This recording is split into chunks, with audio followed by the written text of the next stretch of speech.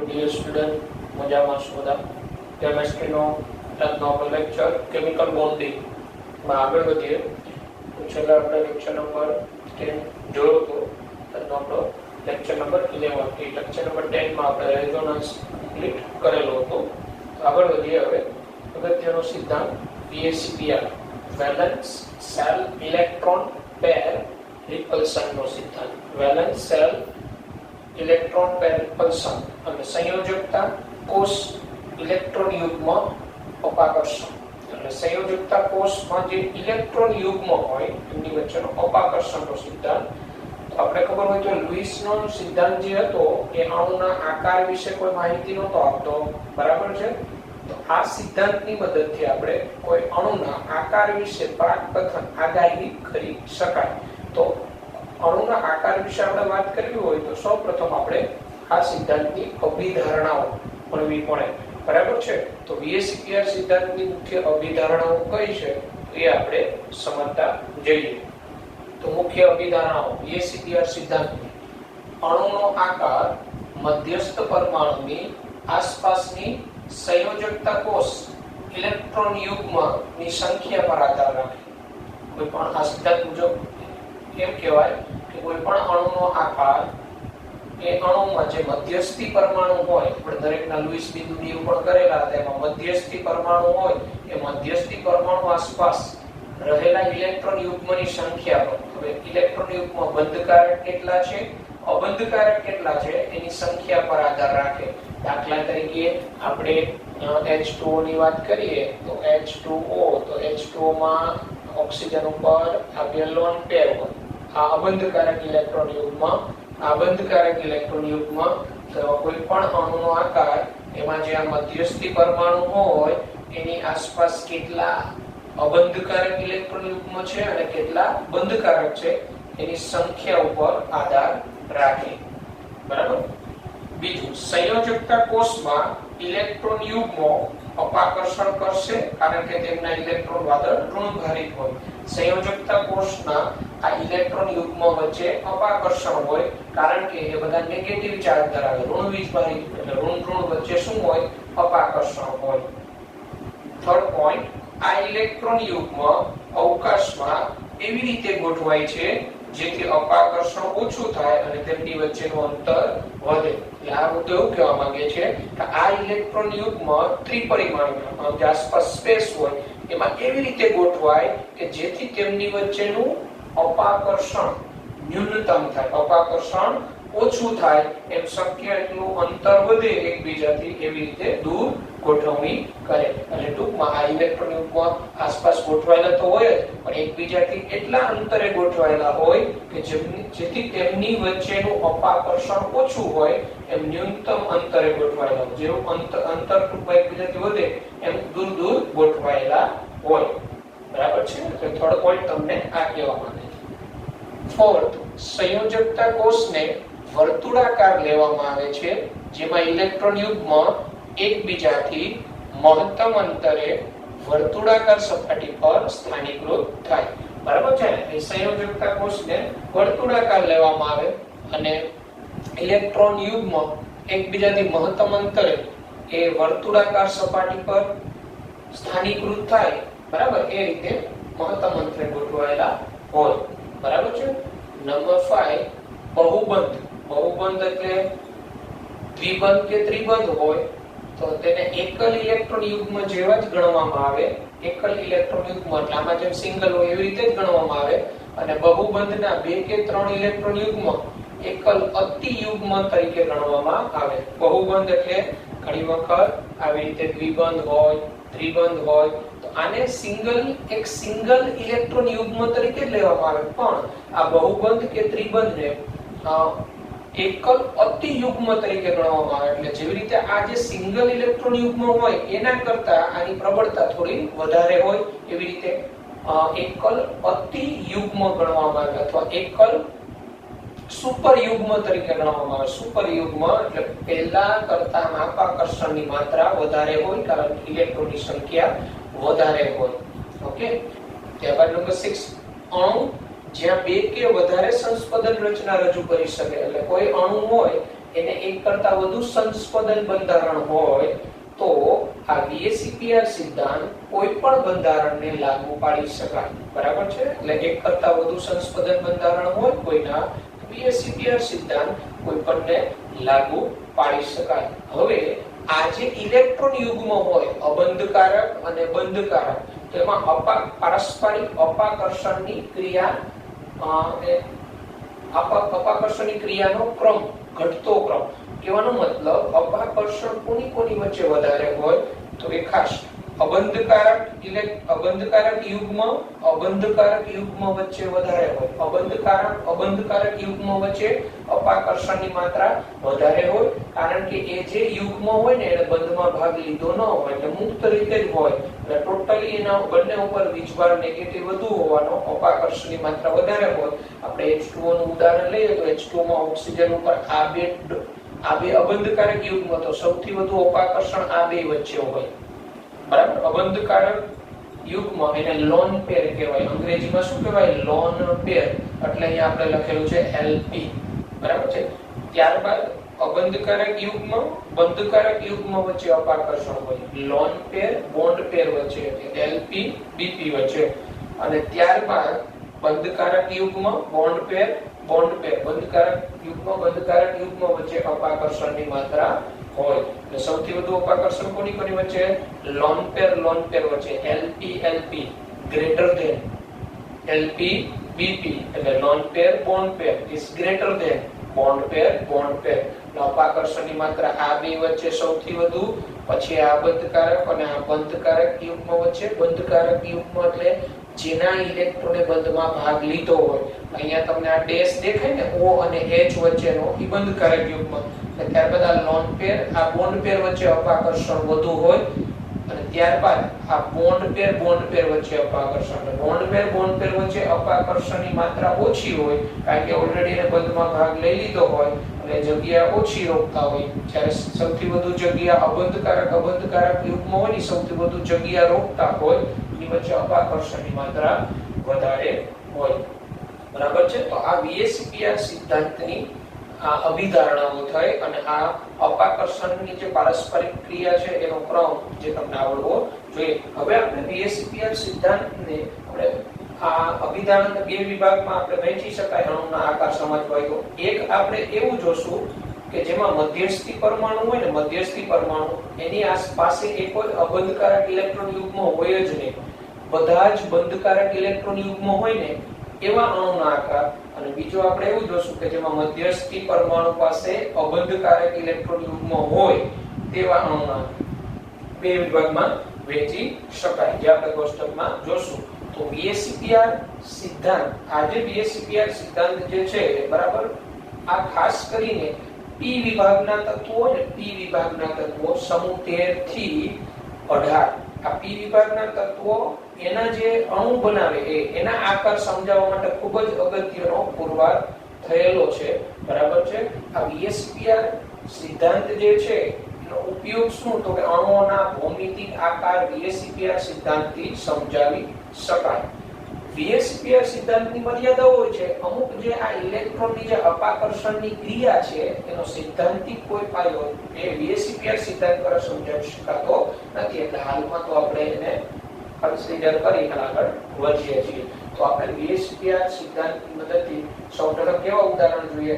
એવા અણુના આકાર કે જેમાં મધ્યસ્થી પરમાણુ પાસે બંધકારક ઇલેક્ટ્રોન યુગ્મ જ હોય, અબંધકારક યુગ્મ ન હોય. બધા બંધકારક જ હોય એવા અણુના આકાર આપણે સમજીએ અને પછી આપણે એ બંધકારક યુગ્મની સંખ્યા પરથી જે તે અણુનો આકાર કેવો હોય એ યાદ રાખીશું. ઓકે? તો જો આપણે સૌપ્રથમ જોઈએ અણુઓની ભૂમિતિ જેમાં મધ્યસ્થ પરમાણુને અબંધકારક ઇલેક્ટ્રોન યુગ્મ હોતું નથી. અને આપણે એવા અણુઓના આકાર જોઈએ કે જેમાં મધ્યસ્થ પરમાણુ પાસે અબંધકારક ઇલેક્ટ્રોન યુગ્મ ન હોય. ટૂંકમાં કોઈ એવા વધારાના ઇલેક્ટ્રોન યુગ્મ ન હોય કે જેણે બંધમાં ભાગ ન લીધો હોય. એવા ઉદાહરણ જોઈએ તો એની અંદર જો આપણે આપેલું ઇલેક્ટ્રોન યુગ્મની સંખ્યા, ઇલેક્ટ્રોન યુગ્મની ગોઠવણી, આણ્વીય ભૂમિતિ, અણુનો આકાર અને એવા ઉદાહરણો. તો જો બે ઇલેક્ટ્રોન યુગ્મ હોય, મધ્યસ્થ પરમાણુ પાસે બે ઇલેક્ટ્રોન યુગ્મ હોય, બંને બંધકારક હોય, તો એ ઇલેક્ટ્રોન યુગ્મ આ રીતે ગોઠવાય.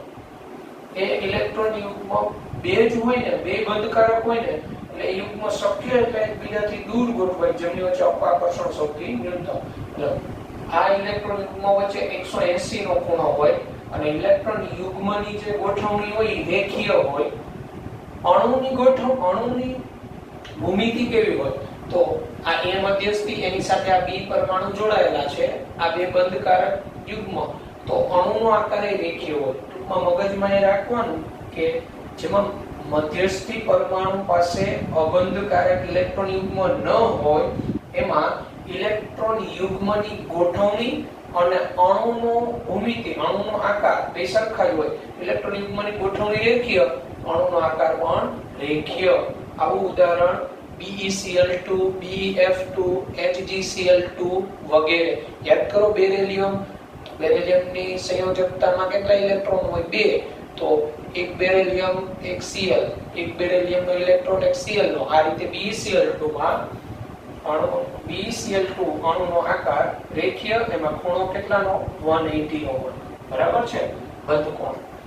ત્યારબાદ 3 ઇલેક્ટ્રોન યુગ્મ હોય, બરાબર છે? 3 બંધકારક.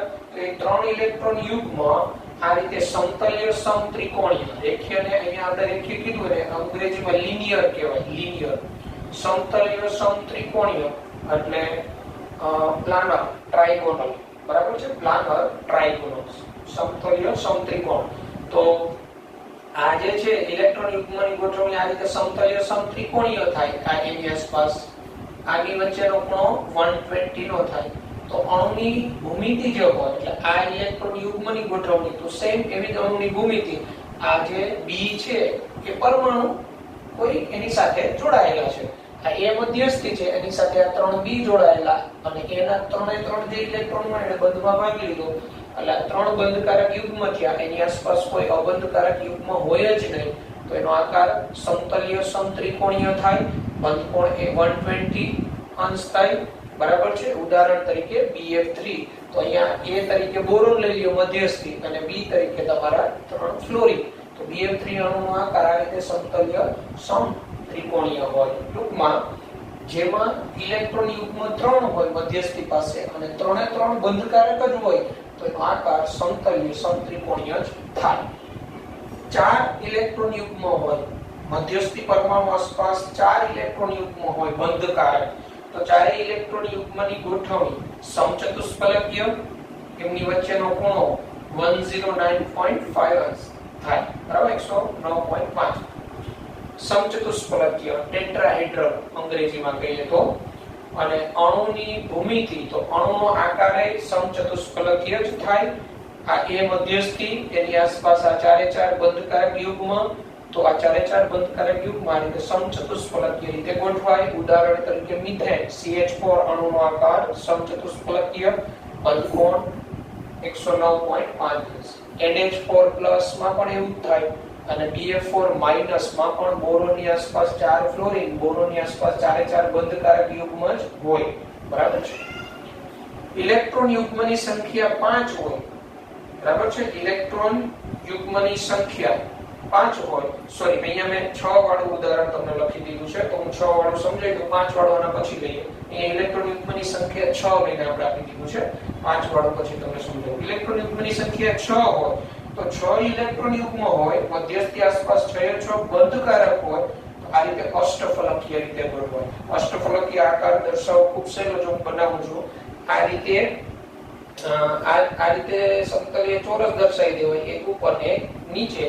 અષ્ટફલકીય આકાર, તો આ રીતે અષ્ટફલકીય આકાર બન્યા.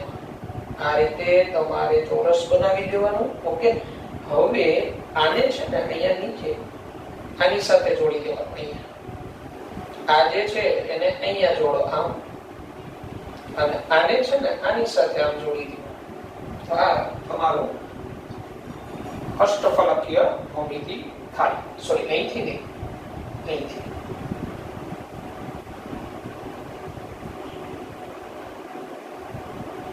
આ અષ્ટફલકીય આકાર થયો. બરાબર છે? તો 6 ઇલેક્ટ્રોન યુગ્મ હોય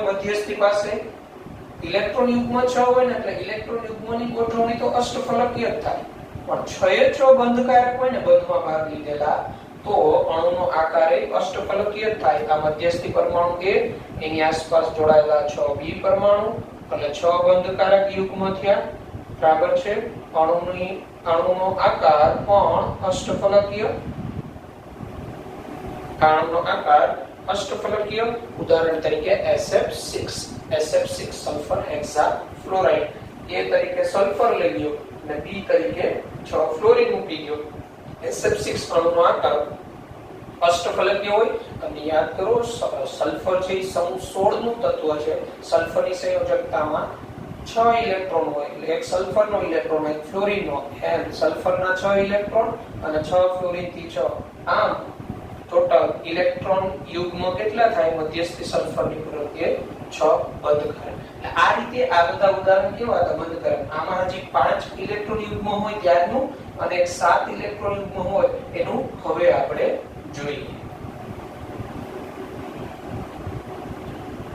તો ત્યારબાદ જો બંધકારક ઇલેક્ટ્રોન યુગ્મની સંખ્યા 5 હોય મધ્યસ્થી પરમાણુ પાસે આસપાસ, તો ત્યારે ઇલેક્ટ્રોન યુગ્મની ગોઠવણી આ રીતે થાય. આ મધ્યસ્થી પરમાણુ, આ 5 ઇલેક્ટ્રોન યુગ્મ, એમાં 3 ઇલેક્ટ્રોન યુગ્મ આ રીતે ત્રિકોણીય રીતે ગોઠવાય, એક ઇલેક્ટ્રોન યુગ્મ આ રીતે ઉપર ગોઠવાય અને એક આ રીતે નીચે.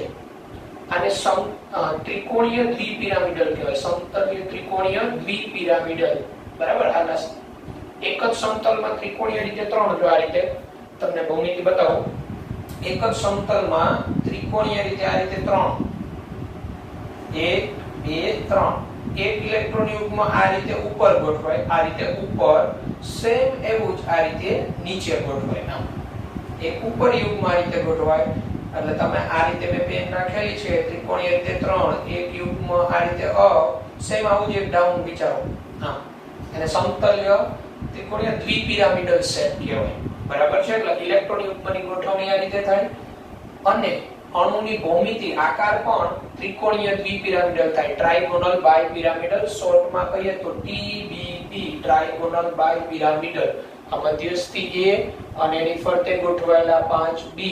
આનું ઉદાહરણ આવે, ઉદાહરણ તરીકે PCl5 ફોસ્ફરસ પેન્ટાક્લોરાઇડ, અને મધ્યસ્થી તરીકે અહીંયા ફોસ્ફરસ લઈ લ્યો અને જ્યાં B છે ત્યાં ક્લોરીન ગોઠવી દો તો PCl5 નો આકાર થયો.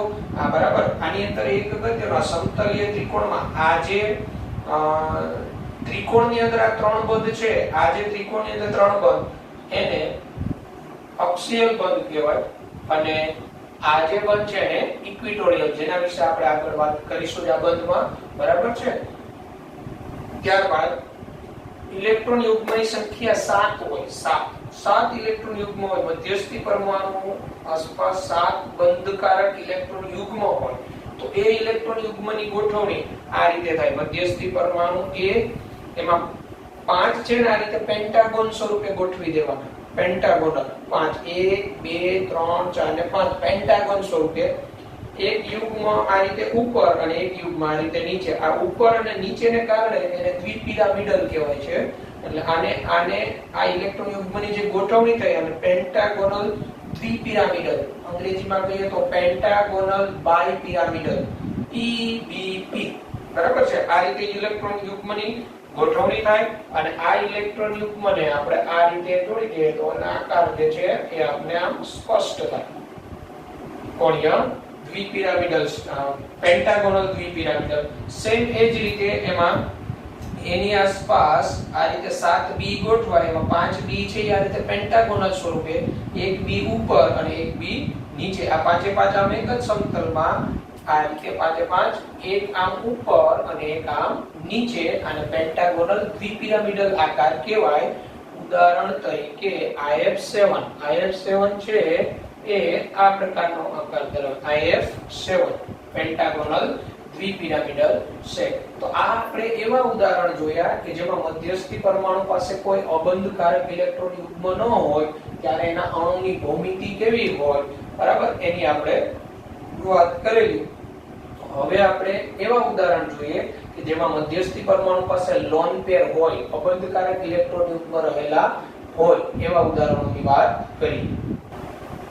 તો હવે આપણે જોઈએ એવા અણુના આકાર કે જેમાં મધ્યસ્થી પરમાણુ પાસે અબંધકારક ઇલેક્ટ્રોન યુગ્મ હોય. બરાબર છે?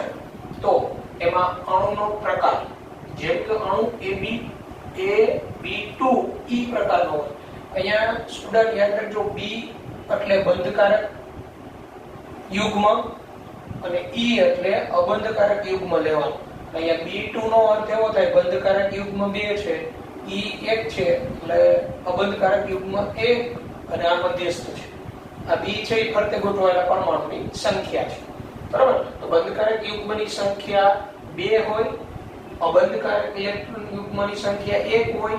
ટોટલ યુગ્મ કેટલા થયા? 3. તો ઇલેક્ટ્રોન યુગ્મ ટોટલ 3 હોય ને ત્યારે ઇલેક્ટ્રોન યુગ્મની ગોઠવણી તો સમતલીય સમત્રિકોણ જ લેવાની. ઇલેક્ટ્રોન યુગ્મની ગોઠવણી તો આગળ જે જોઈએ ગોઠવણી તો એ જ રહે, પણ અણુનો આકાર બદલાય. કારણ કે હવે શું થયું, મધ્યસ્થી પાસે એક અબંધકારક યુગ્મ આવ્યું, તો VSEPR ના સિદ્ધાંત મુજબ આ અબંધકારક બંધકારક વચ્ચે શું થાય? અપાકર્ષણ થાય. આ અબંધકારક આને અંદર તરફ ધકેલે, આ અબંધકારક આને અંદર તરફ ધકેલે. અણુનો આકાર કેવો હોય? વળેલો, બેન્ટ શેપ હોય. વળેલો, ઉદાહરણ તરીકે એમાં SO2 આવે, O3 આવે, ઓઝોન. બરાબર છે? SO2, O3 વગેરે આના ઉદાહરણ છે. O3 નું આપણે લુઈસ નિરૂપણ જોઈ ગયા, જેમાં મધ્યસ્થી ઓક્સિજન પાસે એક લોન પેર હોય અને બાકીના બે શું કહેવાય? બોન્ડ પેર કહેવાય. બરાબર છે?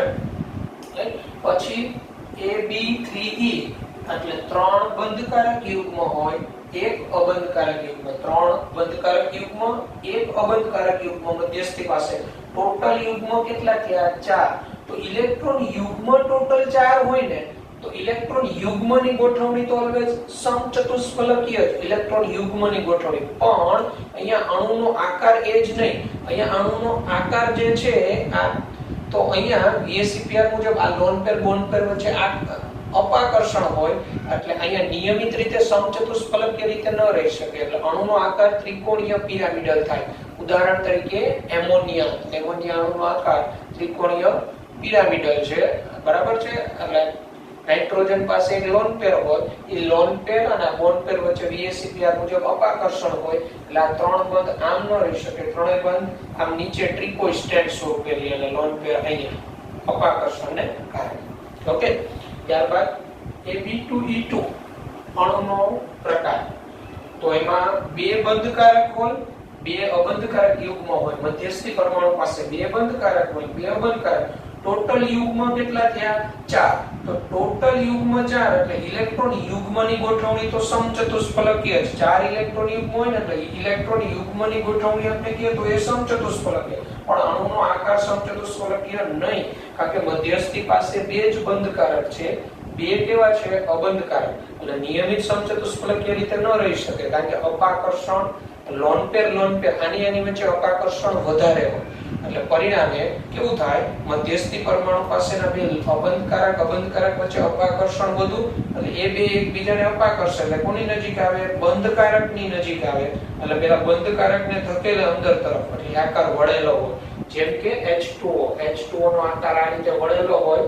અહીંયા લોન પેર, તો આ બે વચ્ચે પ્રબળ અપાકર્ષણ એટલે એકબીજાથી દૂર થાય એટલે લોન પેર આવે આ બોન્ડ પેરની નજીક, આ લોન પેર આવે આ બોન્ડ પેરની નજીક. એટલે પેલા બંધકારકને અંદર ધકેલે, એનો આકાર વળેલો હોય. બરાબર છે? ઉદાહરણ આનું શું છે? ઉદાહરણ H2O, H2S વગેરે આના ઉદાહરણો છે. બરાબર? પછી AB4E અણુ પ્રકાર. એટલે 4 બંધકારક યુગ્મ હોય, 1 અબંધકારક હોય. ટોટલ ઇલેક્ટ્રોન યુગ્મ કેટલા થયા? 5.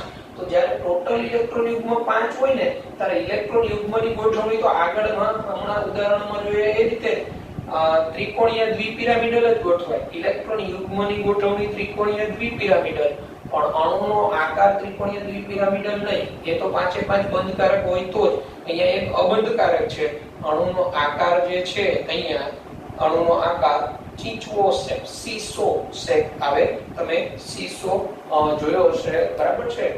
ગાર્ડનમાં આ રીતે તમે ઉઠક બેઠક કરતા હશો. બરાબર? આ પ્રકારનો શેપ થયો ચીચવો શેપ. આ રીતે. બરાબર છે? આ રીતે આમ છે અને એક બંધ આમ છે. આમ જોઈએ આમ આ ચીચવો જેવું છે. આમ મોટું ખુલ્લું છે ચીચવો શેપ.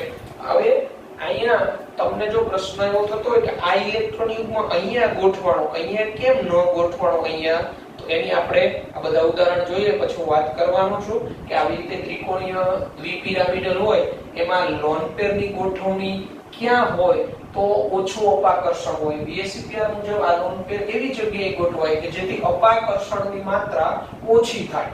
બરાબર, શક્ય એટલું અપાકર્ષણ ઓછું હોય એ રીતે જ ગોઠવાય. જેમ અપાકર્ષણ ઓછું હશે એમ અણુની સ્ટેબિલિટી વધુ હશે. એટલે આ રીતે ચાર બંધકારક એક અબંધકારક હોય. લોન પેર જે છે એ અહીંયા સમતલીય ત્રિકોણાકાર હોય એમાં ત્રિકોણની અંદર ગોઠવાય. આ પોઝિશન એની અક્સિયલ પોઝિશન કહેવાય, ત્યાં ગોઠવાય. આવું કેમ તો એવું તમને સમજાવું છું. આ બધા ઉદાહરણ સમજાવી દઉં પછી. ઓકે, તો હજી આપણા અણુના પ્રકાર બાકી છે એ આપણે જોઈએ. તો ત્યારબાદના અણુ પ્રકાર Ab3E2 ત્રણ બંધકારક યુગ્મ હોય, બે અબંધકારક યુગ્મ હોય. ટોટલ યુગ્મ કેટલા થયા? 5. તો ટોટલ યુગ્મ 5. ત્યારે યુગ્મની ગોઠવણી તો ત્રિકોણીય દ્વિપિરામિડલ, ઇલેક્ટ્રોન યુગ્મની ગોઠવણી તો ત્રિકોણીય દ્વિપિરામિડલ જ, પણ અણુનો આકાર T આકાર થાય. T shape. આ T દેખાય છે તમને? જો આ AB આ બંધ, આ AB આ બંધ, એટલું જ જોવાનું. આ બેને આકારમાં નહીં લેવાના. હવે આવો T આકાર. હવે અહીંયા તમને એવું ક્વેશ્ચન થતો હોય કે અહીંયા લોન પેર છે, એ લોન પેર ને અહીંયા જ કેમ રાખવામાં આવ્યા? આ બે લોન પેર અહીંયા ત્રિકોણની અંદર જ કેમ રાખવામાં આવ્યા? આ લોન પેર ને અહીંયા ને આ લોન અહીંયા ન લઈ જઈ શકાય? તો એ હું તમને આના પછી હું સમજાવીશ કે આવી રીતે જ્યારે ત્રિકોણીય દ્વિપિરામિડલ હોય ત્યારે લોન પેર ની ક્યાં ગોઠવાય. બરાબર, એની વાત કરીએ આપણે. એવી રીતે ગોઠવાય કે જેમાં એમની વચ્ચેનું અપાકર્ષણ ન્યૂનતમ હોય એવી રીતે ગોઠવાય. એવું સમજાવું છું આના પછી. Ab5E 5 બંધકારક હોય, એક અબંધકારક. એટલે 5 બંધકારક એક અબંધકારક. ટોટલ યુગ્મ કેટલા થયા? 6. તો ટોટલ ઇલેક્ટ્રોન યુગ્મ 6 હોય તો ઇલેક્ટ્રોન યુગ્મની ગોઠવણી તો આ રીતે અષ્ટફલકીય જ થાય. પણ અણુનો ભૌમિતિક આકાર સમચોરસ પિરામિડલ. આ આટલું જ ગણાય. આ લોન પેર ને આકારમાં નહીં ગણવાનું, અણુના આકારમાં. એટલે આ આખું એક સમચોરસ અને આ એક પિરામિડ. સમચોરસ પિરામિડલ, બરાબર, સ્ક્વેર પિરામિડલ. ઉદાહરણ તરીકે BrF5 બ્રોમિન પેન્ટાફ્લોરાઇડ. પછી Ab4E2 પ્રકાર. 4 બંધકારક યુગ્મ હોય, બે અબંધકારક યુગ્મ. એટલે 4 ને 2 6. તો ઇલેક્ટ્રોન યુગ્મ તો 6 થયા. તો ઇલેક્ટ્રોન યુગ્મ 6 થાય તો અણુનો આકાર કેવો હોય? અષ્ટફલકીય. અને આવી રીતે હોય જ્યારે આ બે યુગ્મ એકબીજાની ઓપોઝિટ ગોઠવાય એ જ વધારે યોગ્ય, કારણ કે એકબીજાની ઓપોઝિટ ગોઠવાશે એટલે એમની વચ્ચે અપાકર્ષણ સૌથી ન્યૂનતમ. કારણ કે આ બે વચ્ચે કેટલાનો ખૂણો બની જાય? 180 નો.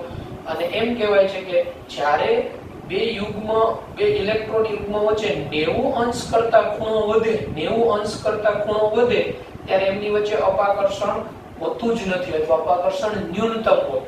તો આ રીતે આ બે ઇલેક્ટ્રોન યુગ્મ ઓપોઝિટ ગોઠવાય એટલે 180 નો ખૂણો થયો એટલે આ સમતલીય સમચોરસ રચના થઈ. સમતલીય સમચોરસ રચના એટલે આ રીતે સમતલીય સમચોરસ. આ રીતે એક ઇલેક્ટ્રોન યુગ્મ અહીંયા છે, એક ઇલેક્ટ્રોન યુગ્મ અહીંયા છે. તો આ ઇલેક્ટ્રોન યુગ્મ અબંધકારક, આ અબંધકારક, એની વચ્ચે અપાકર્ષણ તો હશે જ નહીં. અબંધકારક અબંધકારક વચ્ચે અપાકર્ષણ હશે નહીં. કેવી રીતે જ ગોઠવાશે? જો એ અબંધકારક યુગ્મ અહીંયા ગોઠવાય અને એક અબંધકારક યુગ્મ આ રીતે હોય તો અહીંયા અબંધકારક યુગ્મ હોય, અહીંયા અબંધકારક, તો એ બે વચ્ચે કેટલાનો ખૂણો થાય? 90 નો. પણ એના કરતા 180 નો ખૂણો તો વધુ થયો ને બે વચ્ચે. શક્ય એટલું અપાકર્ષણ લગભગ હોય જ નહીં એમની વચ્ચે. એટલે આ રીતે ગોઠવાય સમતલીય ચોરસ. દાખલા તરીકે HCF4 ઝીનોન ટેટ્રાફ્લોરાઇડ. પછી વાત કરીએ Ab6E 6 બંધકારક યુગ્મ હોય, એક અબંધકારક. એટલે 6 ને કેટલા થયા? 7. તો ત્યારે વિકૃત અષ્ટફલકીય, નિયમિત અષ્ટફલકીય નહીં, વિકૃત અષ્ટફલકીય આકાર આવે. એટલે આ એક એનું કારણ એ હોય, નિયમિત એટલા માટે નહીં કે આ જે લોન પેર હોય ને એ આ બંધને અપાકર્ષણ કરે એટલે બંધ થોડો આમ વળી જાય. ડિસ્ટ્રોટેડ ઓક્ટાહેડ્રલ.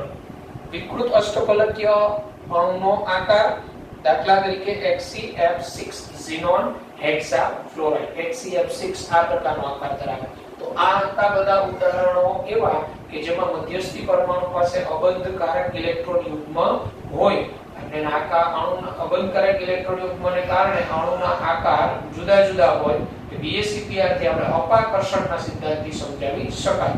હવે હું અહીંયા તમને આ T આકાર છે, પછી આપણે હમણાં ચીચવો શેપ જોયો તો એમાં ઇલેક્ટ્રોન યુગ્મ અક્ષીય પોઝિશનમાં કે ઇક્વિટોરિયલ પોઝિશન કોને કહેવાય, કેમ ગોઠવાય, શા માટે એ હું સમજાવું છું. અણુના આકારો હવે આપણે સમજીએ, બરાબર. BSEPR તો જો આપણે Ab2E જોયું તો 4 બંધકારક 1 અબંધકારક, ઉદાહરણ તરીકે SO2. હવે ટેક્સ્ટ બુકમાં અહીંયા 4 લખ્યા છે. 4 એટલા માટે કે બે ડબલ બોન્ડ હોય ને એટલે 4, પણ હકીકતે ડબલ બોન્ડ કે ટ્રિપલ બોન્ડ ને આપણે એકલ બંધ તરીકે જ લઈએ છીએ આમાં, અને એને અતિ યુગ્મ તરીકે ગણવામાં આવે. એટલે ટેક્સ્ટ બુકમાં અહીંયા 1 સુધા હોય, 2 આવશે. ઓકે. હવે જો SO2 તો ટોટલ 3 ઇલેક્ટ્રોન યુગ્મ, તો સૈદ્ધાંતિક રીતે એનો આકાર સમતલીય ત્રિકોણ ગણીએ આપણે, સમતલીય ત્રિકોણ. પણ હકીકતે એક લોન પેર હોય અહીંયા, અને BSEPR ના સિદ્ધાંત મુજબ આ લોન પેર બોન્ડ પેર વચ્ચે અપાકર્ષણ થાય. એટલે આ લોન પેર આ બોન્ડ પરને અપાકર્ષે, આને અપાકર્ષે, એટલે એના બંધ જે આમ રહેવાને બદલે આમ થઈ જાય, વળેલા. આ રીતે એના બંધ જે છે આમ વળેલા, આમ ન રહી શકે, કારણ કે અહીંયા લોન પેર છે. લોન પેરને કારણે આ બોન્ડ પેર ઉપર અપાકર્ષણને કારણે આકાર વળેલો, બરાબર છે. પછી ખૂણા કેમ બદલાય વધઘટ, તો એ બધી આપણે વાત કરીશું. આનો આકાર જે છે એ વળેલો હોય SO2, બરાબર. પછી Ab3E, તો Ab3 3 બંધકારક 1 અબંધકારક, દાખલા તરીકે એમોનિયા. તો સૈદ્ધાંતિક રીતે આનો આકાર સમચતુષ્ફલકીય, કારણ કે 4 ઇલેક્ટ્રોન યુગ્મો છે, પણ હકીકતે અણુનો આકાર ત્રિકોણીય પિરામિડલ છે. તેનું કારણ શું, તો આ લોન પેર આ બોન્ડ પેર વચ્ચે અપાકર્ષણ, એટલે શું થાય, આ રીતે 3 ઇલેક્ટ્રોન યુગ્મ આ રીતે જ રહી શકે. અહીંયા લોન પેર છે, તો એ લોન પેર આ બોન્ડ પેરને આ બોન્ડ પેર ઉપર એક સરખું જ અપાકર્ષણ રહે. એટલે આ બંધ જે 3 છે NH વાળા, એ આ રીતે ત્રિકોણીય સ્વરૂપે, ત્રિકોણીય પિરામિડલ શેપ સ્વરૂપે લોન પેર અહીંયા. એ BSEPR મુજબ અપાકર્ષણ પરથી કહેવાય, અણુનો આકાર એ રીતે. પછી Ab2E2 બે બંધકારક 2 અબંધકારક H2O, ઓક્સિજન ઉપર 2 લોન પેર, આમાં 4 ઇલેક્ટ્રોન યુગ્મ, સૈદ્ધાંતિક રીતે સમચતુષ્ફલકીય આકાર થવો જોઈએ, પણ અહીંયા 2 લોન પેર છે. તો લોન પેર વચ્ચે સૌથી વધુ અપાકર્ષણ, આ 2 લોન પેર આ બોન્ડ પેર ઉપર અપાકર્ષણ કરેલા, આ લોન પેર આને અંદર ધકેલે, આ લોન પેર આને અંદર ધકેલે, એટલે આનો આકાર કેવો થાય, વળેલો. હવે પ્રશ્ન આપણે એ થાય, આ નાઇટ્રોજન, હવે આ SO2 અને આ H2O બેયમાં વળેલો આકાર છે, પણ SO2 માં ખૂણો છે ને લગભગ 119 ની આસપાસનો હોય, અને આમાં 104. તો એ BSEPR થી સમજાવી શકાય કે આમાં મધ્યસ્થી પાસે અહીંયા 2 લોન પેર છે, અહીંયા અપાકર્ષણની માત્રા વધારે હોય, એટલે આ બે વચ્ચે અપાકર્ષણ પ્રબળ થાય, આ બે આની નજીક આવે એટલે વધુ અપાકર્ષણ કરે, આનો ખૂણો નાનો થાય. ત્યારે અહીંયા લોન પેર કેટલું છે, 1 જ છે, અને આ ઉપરાંત અહીંયા ડબલ બોન્ડ, આ બે વચ્ચે અપાકર્ષણ વધારે હોય, એટલે બંધ કોણ આનો વધુ હોય આના કરતા. BSEPR થી આપણે સમજાવી શકાય. તો આ રીતે હવે આપણે આગળ જોઈએ ચીચવો શેપ અને ટી શેપ ની અંદર ઇલેક્ટ્રોન યુગ્મની ગોઠવણી કેટલી શક્ય બને અને મોસ્ટ સ્ટેબલ સ્ટ્રક્ચર કયું હોય એ આપણે સમજીએ. ઓકે, એટલે જો હવે Ab4E માં લોન પેર ની ગોઠવણી 2 રીતે પોસિબલ બને. એક આ A સ્ટ્રક્ચર સલ્ફર, એમાં આ લોન પેર છે ને એને આપણે ઉપર ગોઠવીએ, એને એની અક્ષીય પોઝિશન ઇક્વિટોરિયલ પોઝિશન કહેવાય, ઇક્વિટોરિયલ સ્થિતિ એટલે સમતલને આ રીતે લંબ રૂપે ગોઠવાય, બરાબર. આ રીતે, તો આ રીતે સમતલને લંબ રૂપે ગોઠવાય ને, તો જો ત્રિકોણીય રીતે 3 ફ્લોરિન આ રીતે હોય, ખાસ સમજો, ત્રિકોણીય રીતે 3 ફ્લોરિન, એમાં કેવું છે, ત્રિકોણીય રીતે 3 ફ્લોરિન, હું એ સ્ટ્રક્ચર ની વાત કરું છું. ત્રિકોણીય રીતે 3 ફ્લોરિન આ રીતે છે, તમને બધાને દેખાતું હશે ત્રિકોણીય રીતે. હવે લોન પેર અહીંયા ગોઠવેલું છે, આ અહીંયા લોન પેર ગોઠવાય ને આ રીતે, આ પોઝિશન ને ઇક્વિટોરિયલ પોઝિશન કહેવાય. આ ત્રણેય એક જ સમતલમાં છે, આ ઇક્વિટોરિયલ. તો અહીંયા કેવું થાય, જો લોન પેર આ રીતે ગોઠવાય ને તો અહીંયા આ લોન પેર અને આ કોઈ પણ વચ્ચે છે ને, કોઈ પણ વચ્ચે 90 નો ખૂણો થાય. લોન પેર આની વચ્ચે 90 નો ખૂણો, આની વચ્ચે 90 નો ખૂણો, આની વચ્ચે 90. તો લોન પેર બોન્ડ પેર વચ્ચે 90 ના ખૂણા એવા ટોટલ કેટલા થયા? 3. તો આમાં લોન પેર બોન્ડ પેર વચ્ચે અપાકર્ષણ વધુ, બરાબર છે. અને એક ફ્લોરિન અહીંયા નીચે ગોઠવવાનો, એટલે એમાં લોન પેર બોન્ડ પેર અપાકર્ષણ એમાં 3 90 ના ખૂણા બને. આ રીતે ગોઠવાય તો આની નાની વચ્ચે 90 નો થાય, આની નાની વચ્ચે 90 થાય, આની નાની વચ્ચે 90 થાય, બરાબર છે. 3 બને. પણ જો આ લોન પેર આ રીતે ગોઠવાય એટલે કહેવાનો મતલબ વિષુવવૃત્તીય સ્થિતિ, એટલે અંગ્રેજીમાં અક્ષીયલ પોઝિશનમાં ગોઠવાય. અક્ષીયલ પોઝિશન એટલે આ રીતે સમતલીય ત્રિકોણમાં અહીંયા લોન પેર ગોઠવાય. આ ધારો કે અહીંયા લોન પેર અહીંયા ગોઠવવાનો, આ લોન પેર છે એ દાખલો કે અહીંયા લોન પેર ગોઠવવાનો, બરાબર, ત્રિકોણની અંદર. તો એક ફ્લોરિન આ ઉપર છે, એક ફ્લોરિન નીચે છે. તો અહીંયા આ લોન પેર અહીંયા છે, તો એક ફ્લોરિન ઉપર, એક ફ્લોરિન નીચે. તો 90 ના ખૂણા કેટલા બને? 2. એક તો આ ફ્લોરિન સાથે આનો લોન પેરનો 90 નો ખૂણો, એવી રીતે નીચેનો ફ્લોરિન એની સાથે આનો 90 નો ખૂણો. જ્યારે આની અને આની સાથે તો આનો ખૂણો 120 નો થાય. આ જે ખૂણો થાય ને આનો આની સાથે 120, આનો આની સાથે 120, પણ આ લોન પેરનો આની સાથે 90 નો ખૂણો થાય, આની સાથે 90 નો ખૂણો થાય. તો આ બંધારણમાં લોન પેર બોન્ડ પેર વચ્ચે 90 ના ખૂણા કેટલા આવ્યા? 2. તો અપાકર્ષણની માત્રા આમાં ઓછી હોય એટલે આ સ્થિતિ આના કરતા વધારે સ્થાયી, અને આ જે શેપ છે આને વિકૃત સમચતુષ્ફલક કહેવાય અથવા ચીચવો શેપ કહેવાય. એટલે પરિણામે આ રીતે લોન પેર ગોઠવાય, કારણ કે આ પોઝિશનમાં અપાકર્ષણની માત્રા ખૂબ ઓછી હોય. એટલે જ્યારે 4 બોન્ડ પેર અને એક લોન પેર હોય ને ત્યારે લોન પેરની ગોઠવણી આ રીતે અહીંયા ઇક્વિટોરિયલ પોઝિશન ઉપર નહીં, પણ કઈ પોઝિશન ઉપર કરવાની? અક્ષીય પોઝિશન ઉપર કરવાની, બરાબર છે. તો આના પછીનો હવે આપણે પેલો ટી શેપ છે ને ClF3, એમાં લોન પેર કેટલી રીતે ગોઠવાઈ શકે ને કયું બંધારણ વધુ સ્થાયી હોય એ આપણે આ જ રીતે સમજીએ. તો જો ClF3 માં 2 લોન પેર હોય, 3 બોન્ડ પેર હોય. શક્ય ગોઠવણી આ 3 બને. આ ત્રણેયમાં મોર સ્ટેબલ કઈ? તો એ આ થાય. શા માટે? તો આમાં કેવું થાય, આ ક્લોરીન અને આ લોન પેર, આ લોન પેર અહીંયા અક્ષીયલ પોઝિશન ઉપર છે, બરાબર છે. એટલે વિષુવવૃત્તીય સ્થાનમાં છે, વિષુવવૃત્તીય સ્થાન. તો તમને બતાવું તો આ રીતે એ ગોઠવાયેલા છે. અહીંયા લોન પેર છે, અહીંયા લોન પેર છે, અહીંયા ફ્લોરિન છે. એક ફ્લોરિન આમ છે અને એક ફ્લોરિન આમ છે. હવે બધાનું આમ બતાવું તો એક ફ્લોરિન આ રીતે છે, એક ફ્લોરિન અહીંયા લોન પેર વચ્ચે 120 નો ખૂણો, એટલે અહીંયા લોન પેર અપાકર્ષણ હોય જ નહીં. અહીંયા લોન પેર બોન્ડ પેર, તો અહીંયા એક બોન્ડ પેર ઉપર છે, એક બોન્ડ પેર નીચે છે. અહીંયા લોન પેર બોન્ડ પેર અપાકર્ષણમાં ઓછું, સૌથી આ બંધારણમાં લોન પેર બોન્ડ પેર અપાકર્ષણ સૌથી ઓછું થાય જ્યારે લોન પેર આ અક્ષીય પોઝિશનમાં ગોઠવાય ત્યારે, એટલે આ વધુ સ્થાયી છે. હવે જો આની અંદર જોઈએ તો આમાં એક લોન પેર છે અક્ષીય પોઝિશનમાં છે, એક લોન પેર છે ઇક્વિટોરિયલ પોઝિશનમાં છે. એટલે વિષુવવૃત્તીય સ્થાન અને અક્ષીય સ્થાન આવું થયું. એક લોન પેર અહીંયા છે અને એક લોન પેર અહીંયા નીચે. તો આ લોન પેર આ બોન્ડ પેર સાથે કેટલાનો ખૂણો બનાવશે? એ લોન પેર બોન્ડ પેર સાથે 90 નો ખૂણો બનાવશે, બરાબર છે. એટલે આ લોન પેર બોન્ડ પેર અપાકર્ષણની માત્રા વધી જાય સૌથી. અહીંયા લોન પેર બોન્ડ પેર અપાકર્ષણ, અહીંયા લોન પેર બોન્ડ પેર, એમ અપાકર્ષણની માત્રા સૌથી વધી જાય. એટલે પરિણામે આમાં પણ સ્ટેબિલિટી ઓછી હોય. આની અંદર કેવું થાય તો અહીંયા આમાં 3 ફ્લોરિન આ રીતે છે. C બંધારણમાં અહીંયા ફ્લોરિન ત્રિકોણીય રીતે 3.